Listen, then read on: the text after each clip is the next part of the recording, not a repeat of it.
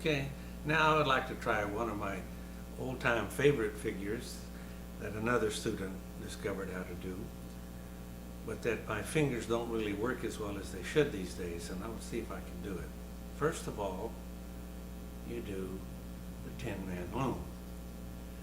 Then you're going to add other loops onto your ring finger, and you're going to use your thumb to reach and pull so that you have another straight across string on your side, and you're going to use the thumb to hold and rotate half away onto your ring finger and reestablish your loom.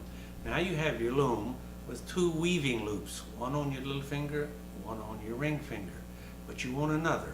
So you do exactly the same thing, rotate again on the top of your index, and now you have three weaving loops, but you're not finished setting up your loom.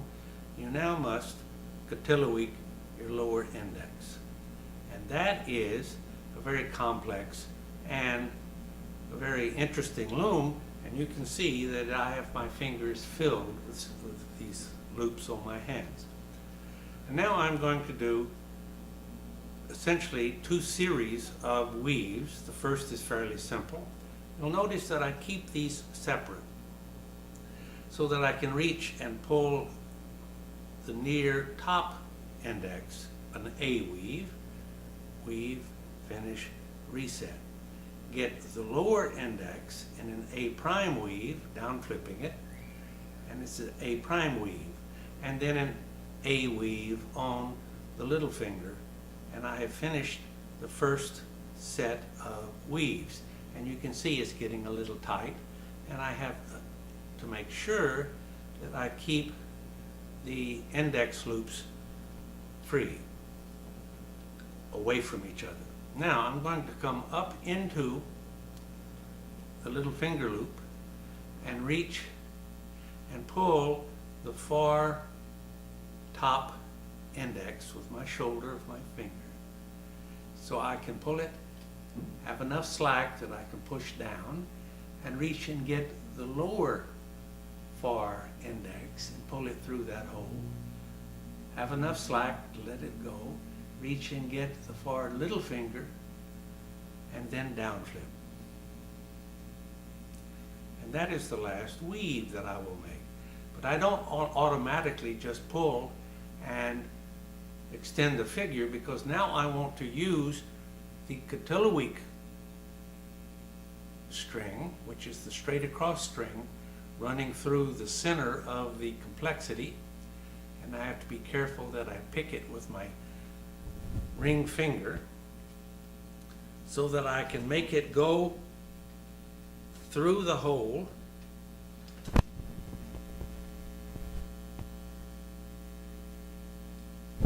where my finger is, so that all of these, I can drop my little finger and drop, and now I have this complexity on my hand. And you can see that it is automatically a complex three-dimensional figure. I then put my ring finger up so I can hold it and clean the top by reaching and pulling the non-transverse string, putting my thumb up, reaching, kicking, and rolling, and there I have the complexity.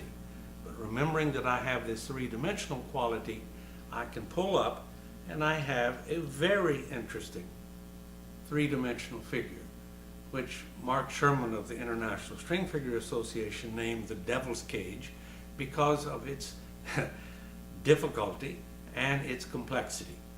Now the way I finish this weave, and you can see it's a very dynamically stable three-dimensional system, is that I reach with my thumb again, transfer, reach, kick, and roll, so that that center complexity is raised and the entire figure is then shown, and it's a little bit off kilter because my hand is a little bit off kilter these days.